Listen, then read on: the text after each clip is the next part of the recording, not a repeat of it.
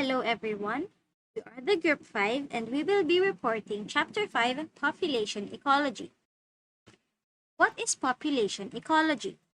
Population ecology focuses on the factors that influence the population size, which is the number of individuals, growth rate, which is the rate of change of population size, density, the number of individuals per unit area and volume. And last, population structure, including relative numbers of individuals of different ages. Before we go on, it's important to understand what biologists mean by a population. A population is a group of individuals, same species, living in a given area at a given time. It can be a group of individuals, objects, events, organizations, etc. You use populations to draw conclusions. The best example of this is the entire student body at a school. It would contain all the students who study in that school at the time of data collection. So what are the characteristics of population? A population's gene pool is the basis of characteristic ranges of morphological, physiological, and behavioral traits. They also consider demographics, or vital statistics of the population, which include population size, density, distribution, and age structure.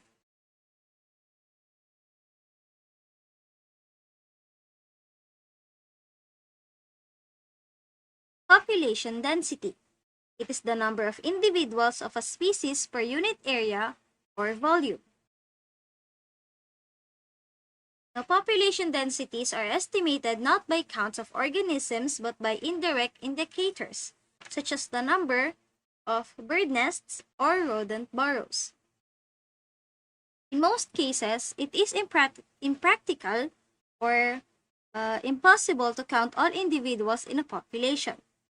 Instead, ecologists use a variety of sampling techniques to estimate population densities. Now, for example, binibilang nila kung dito sa Pilipinas, binibilang nila yung sample na natin yung buwaya. Binibase nila yung bilang ng individuals ng crocodiles in a few samples plots in square meter per square kilometer siya, sorry. Per square kilometer. Now, the larger the number and size of the sample plots, the more accurate the estimates. Now, meron naman sa ibang cases that population densities are estimated not by counts of organisms but by indirect indicators. Another sampling technique commonly uses to estimate a wildlife population is the mark recapture method. Ito yung, ang best example dito is yung mga lobster, halimbawa. Kung makikita natin kung lumalabas yun sa mga newsfeed nyo, kapag nakakahuli sila ng female lobsters, minamarkahan nila yun, binubutasan nila yung buntot, correct me if I'm wrong, binubutasan yun, then pinakakawalan ulit nila sa dagat kasi female lobsters are responsible for reproduction of other lobsters. Isa na rin dun yung blue lobsters na nakakapture minsan sa ng mga fishermen. Pinabalik sila sa dagat kasi rare yung kanilang lahi. Yun na lang. Next. Population distribution. It is the pattern of dispersal of individuals across an area of interest. The availability of resources can affect where populations of a species are found. Now, yung resources, it can be non-living abiotic or living biotic components of an environment that support living organisms. Now, for us, majority of the populations, human populations to be exact, ang kadalasang important resources nila is light, water, space, mates, and food. Limiting factors are those environmental aspects that particularly determine where an organism lives.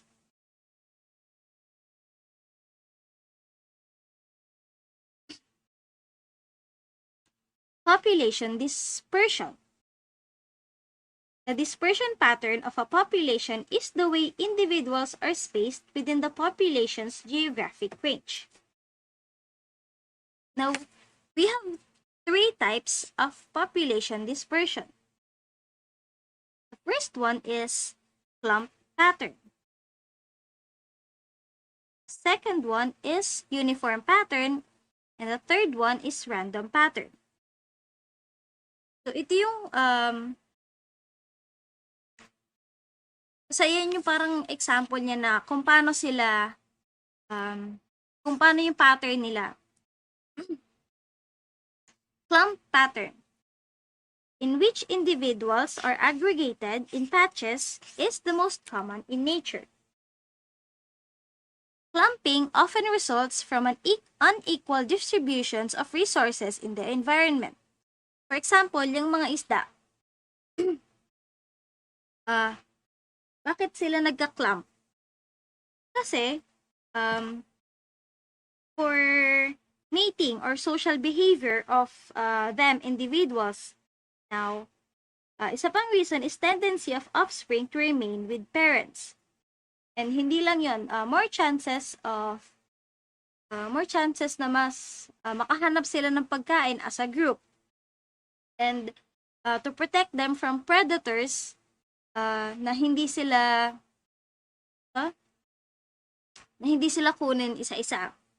Now, clumping of animals is often associated with uneven food distribution or with mating or other social behaviors. And isang examples dito is pack of wolves. Now, living in groups increases the effectiveness of hunting. Kung paano sila nagha-hunt. Siyempre, kapag mas marami kayo, mas more chances na makahanap kayo ng pagkain. For example, ang kinakain ng wolves is Halimbawa na lang pack of lions. Kadalasang gusto nila malalaki. Elephants, giraffe, alam ko kumakain sila ng rhinoceros, pero they hunt in packs. Diba? Mas malaki yung chance nila na makuha yung pagkain na yon. And they spread the work of protecting and caring for their young and helps exclude other individuals from their territories. Because all we know, these wolves are territorial, to be exact. Next. Uniform pattern. A uniform pattern of dispersion often results from interactions among the individuals of a population. Ito, king penguins, for example. King penguins are much more seen in South Georgia Island in the South Atlantic Ocean. Malamang kasi malamig doon. Now, often exhibit uniform spacing maintained by aggressive interactions between neighbors. Ngayon, so bakit sila ganyan? Uniform patterns para maiwasan yung kasi penguins are also territorial. And not too much territorial, pero kasi for example, ayan, ito kapitbahay nitong isa, kumbaga parang dito lang sa subdivision. 'Di ba? Nasa isang hilerang bahay, nasa isang hilera din ang something na ganyan. Yan. Isa rin dito yung creosote bushes. Alam ko paano ito sa desert to nakikita. And they are tend to be uniformly spaced because their roots compete for water and dissolve nutrients. So yun, nag-aaway-away sila. For example, pero yun na yun. Sige na. Search na lang. Next.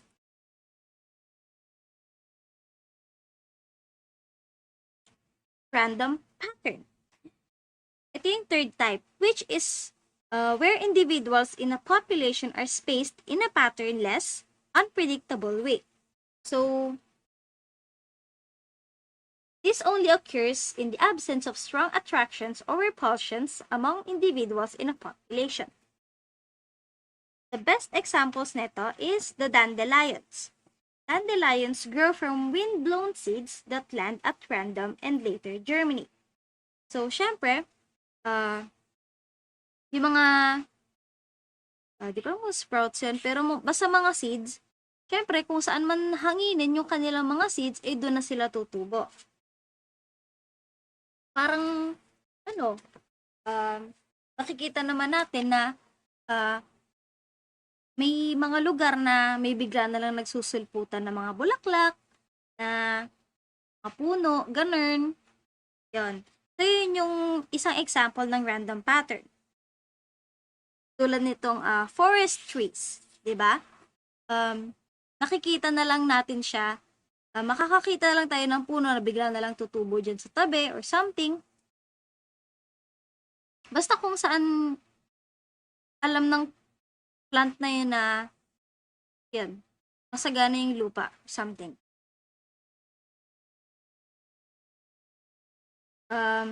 Isa rin ditong example is yung clams. Syempre, hindi mo naman yan makikita sa iisang lugar lang. Nakikita rin yan sa kung saan. Ikaw nakakita ng clam, pero yun yun. Now, if you study dispersion patterns of the human population in the metropolis, specifically in subdivision areas within each clump, individuals or family groups might be more or less uniformly dispersed in housing, tracts, or fixed lot size. So, yan na nga. Example sa uniform pattern is yung mga bahay-bahay. Hindi naman kasi po pwede. Or although, merong mga bahay na randomly na lang na nakikita natin sa ilalim ng tulay or sa isang lugar na secluded, I'm sorry.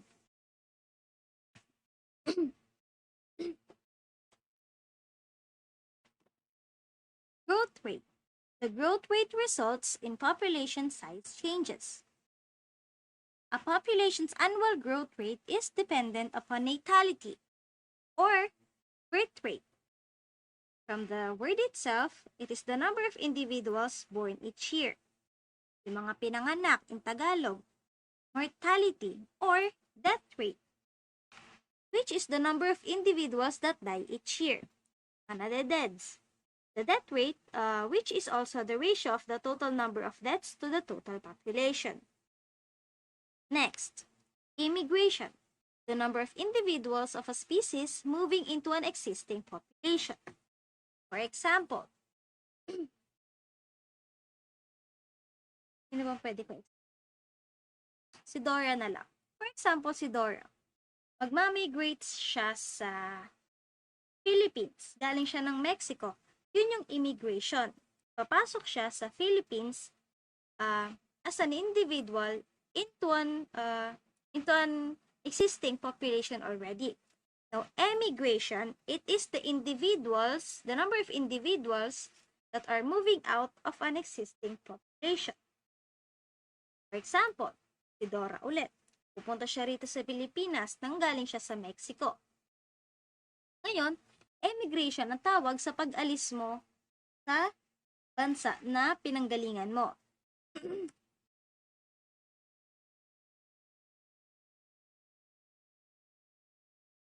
Now, itong simple example, this is how they calculate the population of a certain country or space.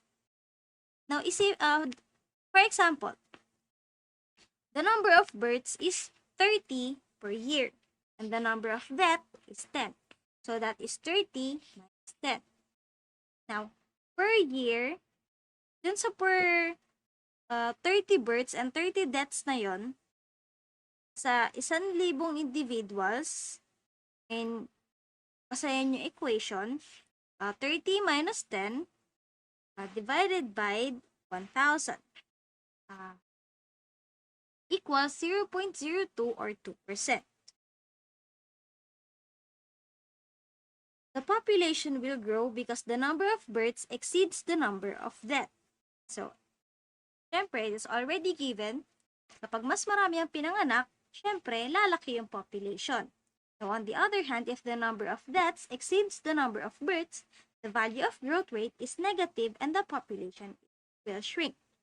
Syempre, kapag mas maraming na deaths kaysa sa ipinanganak, bababa yung population rate. Magkakaroon ng negative sa growth rate, and yun na nga, bababa yung population. Biotic potential. The biotic potential of a population is the highest possible growth rate and is achieved when resources are unlimited. Whether the biotic potential is high or low depends primarily on the following factors. Number 1, usual number of offspring per production. So, syempre, kapag unlimited ng resources, mas marami rin yung offspring. Yun nga lang, iba rito sa Pilipinas. Dito kasi sa Pilipinas, although our resources are limited, marami pa ding anak. Basta yun yan. Next is how often each individual reproduces. Mating. Short, mating. Third, chances of survival age of reproduction. Last, age at which reproduction begins. For example, baboy. Ngayon, nagpo-produce sila ng maraming offspring. Hindi ko alam kung ilan ang napoproduce ng baboy, pero maraming offspring yon. Now, the more offspring has a much higher biotic potential than a rhinoceros, which produces only 1 or 2 offsprings per infrequent reproductive event. So, yun na nga. Kung pagkukumparahin mo ang pig at rhinoceros, syempre, mas nakakapag-produce ng offspring ang pigs kumpara sa rhinoceros kasi hindi lang yon. Yung mga bake din kasi, mas mabilis silang mag-mature. Diba? Konti lang yung time na kakailanganin for them to be mature enough. Compare mo sa rhinoceros. Next. Survivorship curves illustrate age-related changes. The population growth rate does not take into account that the individuals of a population are in different stages of their lifespan. Now, cohort is a term used to describe population members that are the same age and have the same chances of surviving. Some investigators study population dynamic and construct life tables that show how many members of a cohort are still alive after a certain interval of time. Survivorship. Survivorship is the probability of cohort members surviving to particular ages.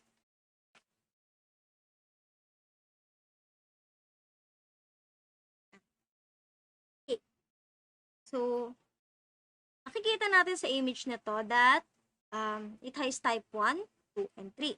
So, ano bang tawag dito? This is the survivorship curve.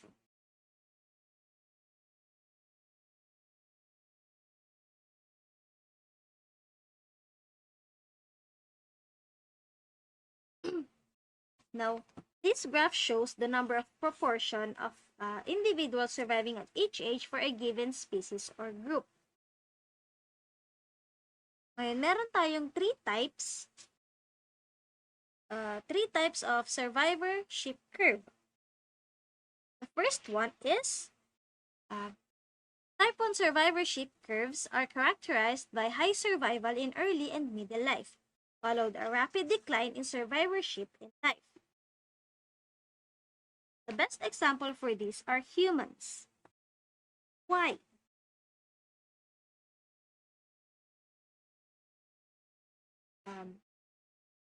So bakit nga ba, bakit humans ang pinaka-best examples dito sa type 1? Kasi they survive well past the midpoint of the lifespan. Ngayon, type 1, hindi dumarating yung death until near the end of the lifespan. Kasi ayun kung makikita nyo, dumadaan pa sa tumatanda pa tayo, naaabutan pa natin yung certain age na malapit na tayong ma-deads, ganun. Type 2.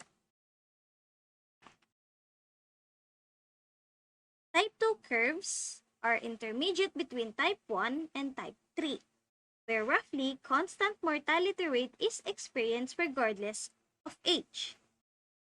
Example, type 2. Ito, yung gitna. Ngayon, yung survivorship nito, nagdi-decrease siya at a constant rate through the lifespan. This pattern is typical of hydras, many songbirds, small mammals, and some invertebrates, which death is usually unrelated to age.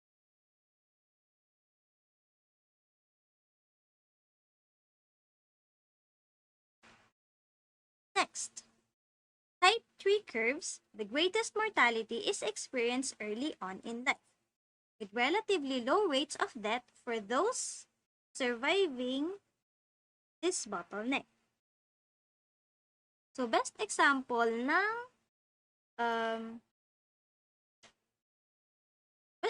ng type 3 is manok. Para hindi na tayo mahirapan, manok. Doon pa lang, kagaya nga ng sinabi ko kanina, the greatest mortality is experienced early on in life. So, sa manok pa lang, pagkaitlog pa lang niya, piniprito na kaagad, nilalaga, or kung ano mang klaseng anong ginagawa sa itlog. Sumunod nan, syempre magiging sisiw na siya. Ngayon, tataas yung mortality rate niya dahil yung sisiw na yun, kukulayan pa at ibebenta pa ng nagtitinda. Titinda sa palabunutan, ganun.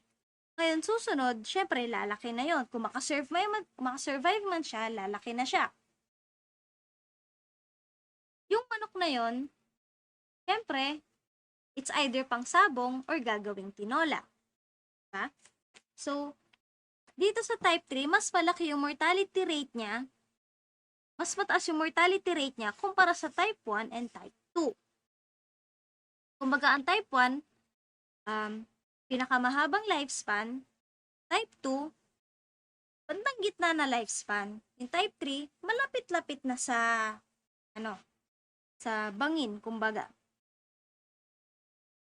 It is a typical of a population such as oysters in which most individuals will probably die very young.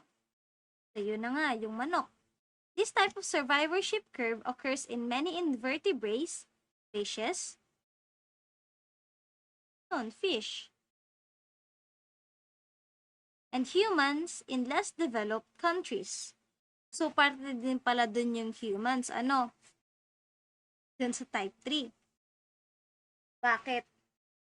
Kasi, best examples nito yung hindi ganun ka, ano pa ba Kasi mataas yung chance na nakukunan sila dahil sa hindi maayos na healthy environment, hindi maayos na pag-aalaga sa sarili, hygienes, kumbaga. And yun. So, ang humans is pwede siya sa type 3.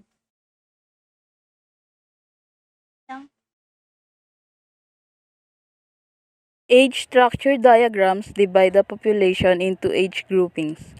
In this topic, it shows that the age group is divided into three types, such as the pre-reproductive group, reproductive group, and the post-reproductive group. In pre-reproductive group, the diagram was formed into a pyramid or triangular shape, whereas it shows that the birth rate was higher than the death rate.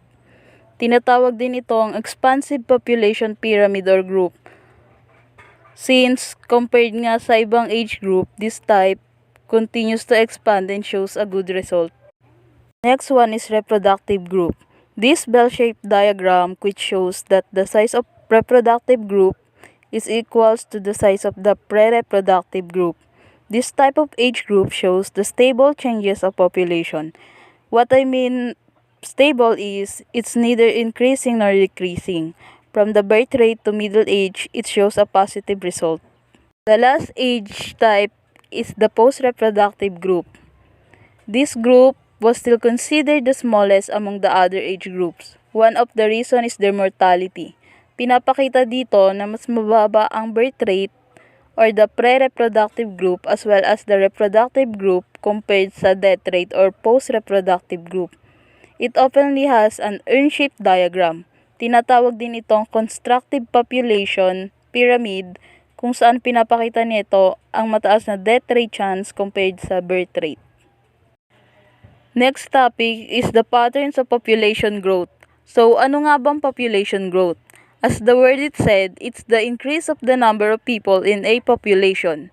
It could increase or there's a chances of decreasing too. To know if the population grows or not, you can also use this equation. dn over dt or the population growth is equals to birth rate minus death rate. Whereas n means population size, dn over dt shows the changes in population in a given period of time. Birth rate refers to the number of new individuals or newborn that was produced in a given period, and death rate, which refers to the number of individual died. So, for logistic growth, occurs in populations that produce a single batch of offspring annually. So, population increases by a constant ratio from one generation to the next until it reaches a carrying capacity. So, what's carrying capacity? Carrying capacity is the maximum population size that the environment can sustain without any net increase or decrease. So, population growth rate is highest when the population size is intermediate relative to the carrying capacity. So, environmental factors called population limiting factors slow down population growth. So, as population approaches to a carrying capacity, birth rate decreases, death rate increase, or both stabilizing the population size.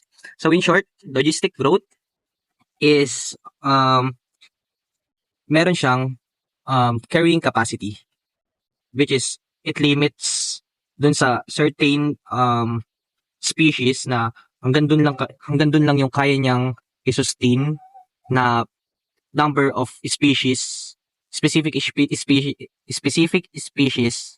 dun sa specific environment. So, for example, sample computation. So, initial population. Let's start with 100 rabbits. So, carrying capacity, the habitat can sustain a maximum of 500 rabbits. So, growth rate, we'll assume that the growth rate of 20% per year for this population of rabbits. So, for the formula of this is dt over dn is equal to rn times 1 minus kn. So, yung dt natin dt over dn represents the rate of change of population over time. So, for the r is the intrinsic growth rate of population. So, the n is the current population size and k is the carrying capacity of the environment.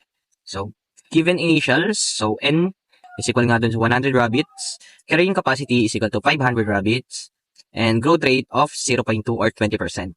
So, if we use this given dun sa formula, we can get this, ito yung results, this one. So for the 0 year or the start, there's 100, and for 1 year, tumaas siya ng 24, and from 124 to 149 to 175 to 200, and so on and so forth hanggang mag-reach siya ng 300, which is doon na magtitigil yung, or doon na maglilimit, doon na maggagamit yung carrying capacity natin, which is pwedeng may tataas yung death rate. So, ayun, yung logistic growth. So, for the next is exponential growth. So, occurs in populations that reproduce continuously through the year. So, population size increases exponentially over time. So, represented by the equation of dn over dt is equal to rn, where r is the rate of growth per individual and n is the number of individuals in population. So, if r is greater than 1, the population is growing. So, if r is less than 1, the population is shrinking. So, if r is equal to 1, there is no changes. So, no carrying capacity is considered in exponential growth. It continues indefinitely unless limited by external factors. So, unlike logistic, exponential, there's no carrying capacity. So, kahit ilan yung gaano ka dami yung maging or sa environment na yun, kahit gaano sila maging karami, unless there's nga yung external factor na mangyayari. So, for example, ito na lang yung sample na lang yung tingnan natin. So, for the example, the initial population, let's start with 100 bacteria. So, growth rate, assume a growth rate of 0.3 or 30% per hour for the bacteria population. So, gagamitin natin yung formula na dt over n, dn is equal to r times n. So, ayun nga, yung r is the growth rate of population, and dt over dn yung kinukuha natin. So, n is the current population size, then the given is n is equal to 100 bacteria and growth rate or r is equal to 0.3 per hour. So, as you can see, ito yung computation nung ano natin. So, nilimit ko lang muna siya up to 6. Pero, unless there's no external factors na mangyari, continuous yung growth dito sa exponential growth. So, next reporter. The next topic is about the carrying capacity. Carrying capacity is the maximum number of individuals or species that an environment can sustainably support without degradation.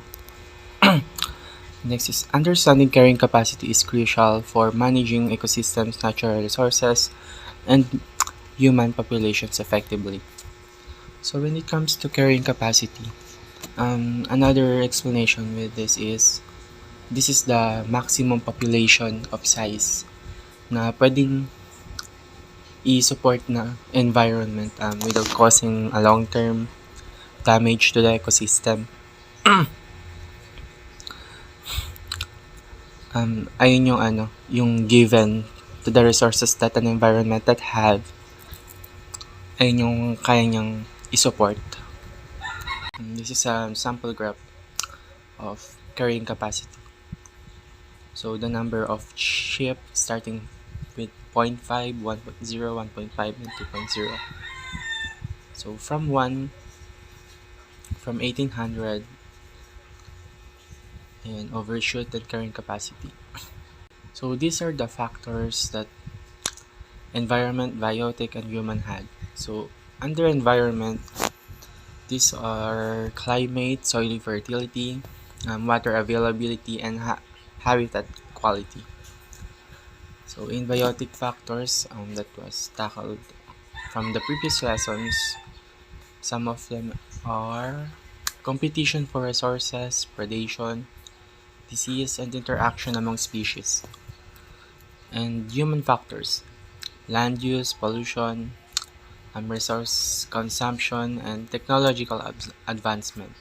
So the next one is limiting factors of population. These factors restrict the growth of a population, preventing it from reaching its maximum potential size.